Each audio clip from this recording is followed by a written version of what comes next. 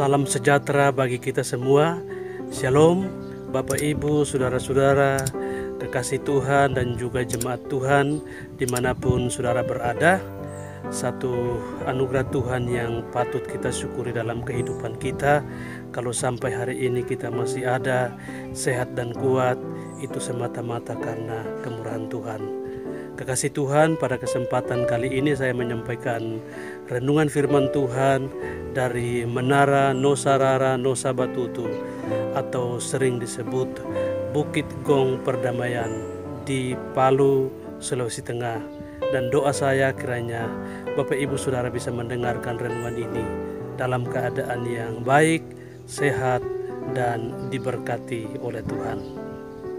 Kekasih Tuhan dimanapun saudara berada, renungan firman Tuhan pada hari ini saya ambil dalam Injil Yohanes pasal yang keempat ayat 20-24. Demikian bunyi firman Tuhan.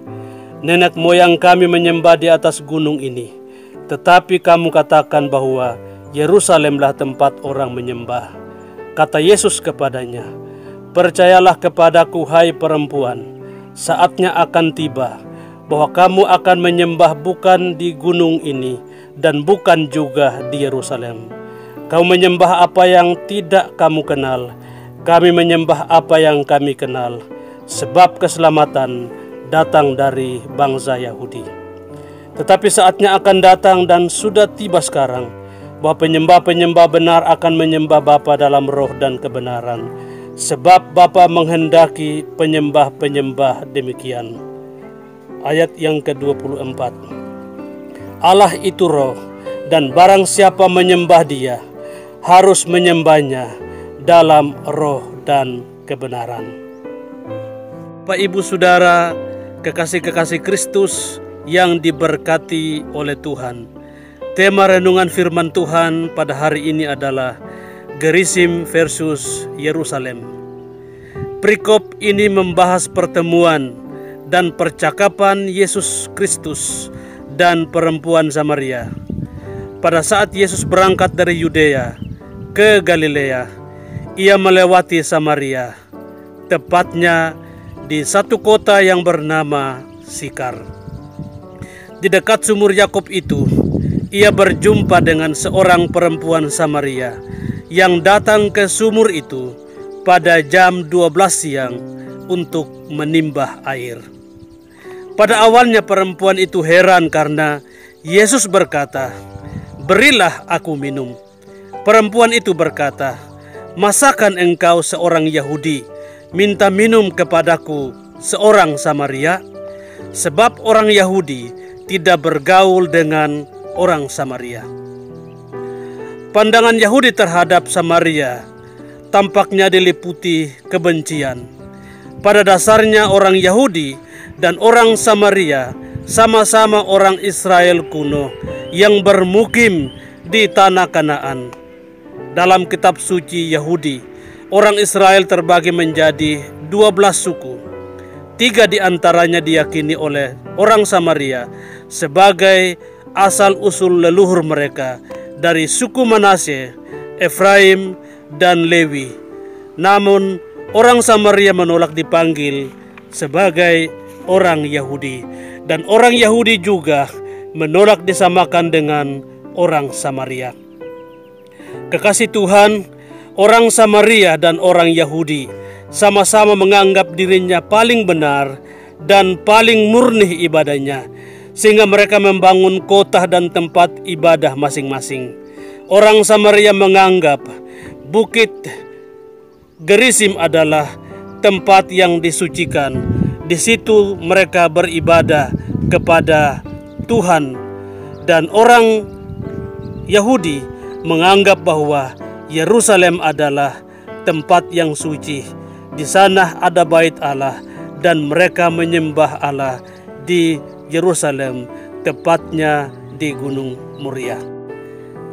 Pada saat berkomunikasi dengan Yesus, perempuan itu berkata, nenek moyang kami menyembah di atas gunung ini, yaitu yang dimaksud adalah Gunung Gerizim. Sedangkan orang Yahudi di Yerusalem. Dan Yesus berkata, saatnya akan tiba bahwa kamu akan menyembah Bapa bukan di Gunung Gerizim ini dan bukan juga di Yerusalem.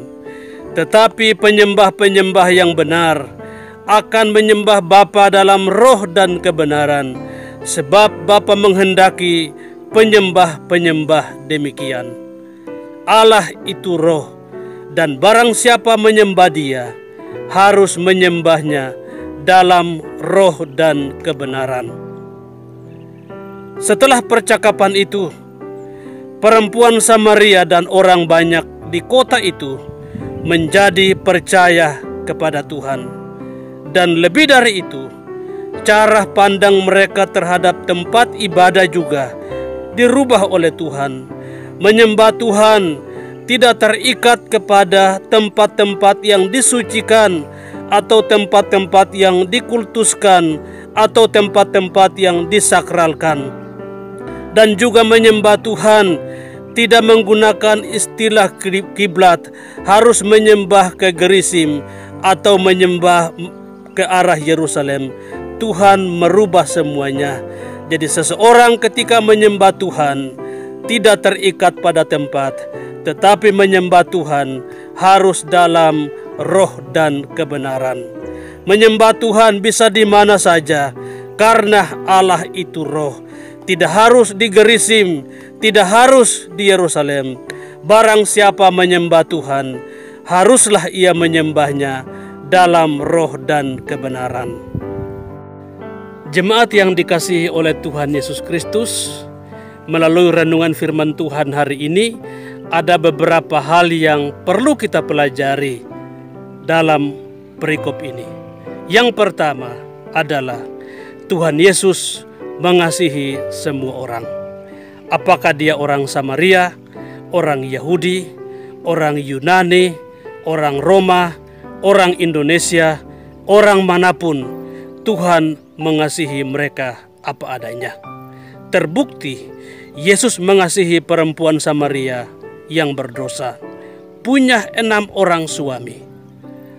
Dua hal yang sangat mengganjal dalam kehidupan perempuan ini adalah dia orang Samaria yang dibenci oleh orang Yahudi, dan dia juga perempuan yang tidak benar karena memiliki 6 orang suami dan dibenci oleh banyak orang.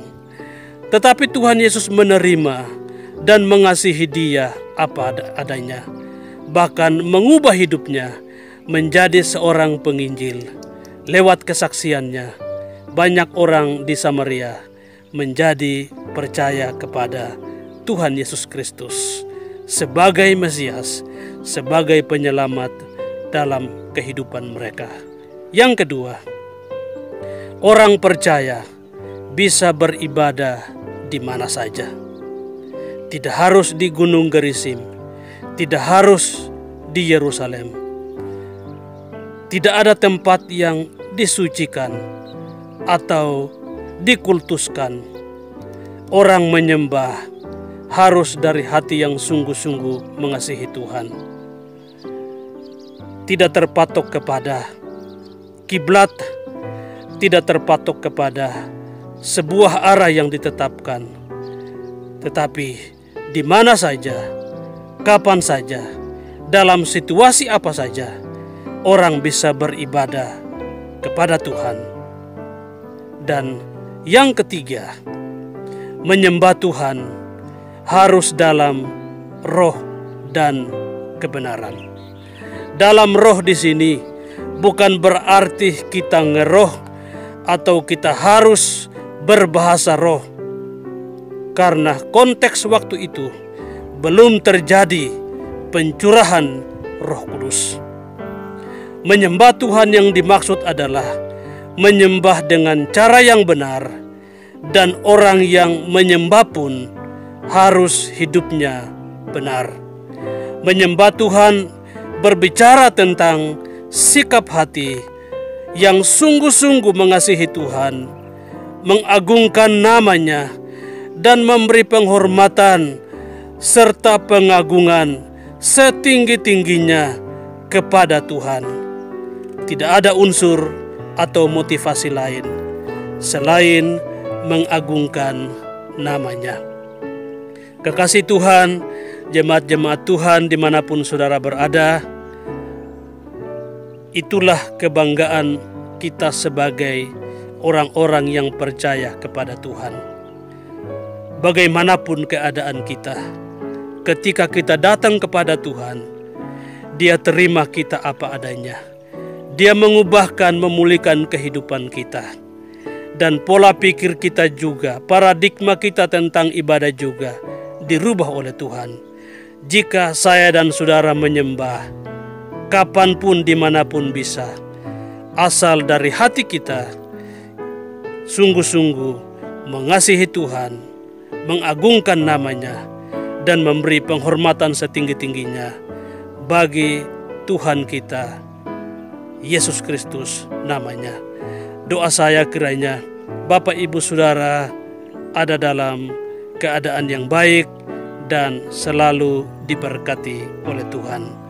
Salam dari Menara Nosarara Nusa Batutu atau Bukit Gong Perdamaian. Tuhan Yesus Kristus memberkati kita semua.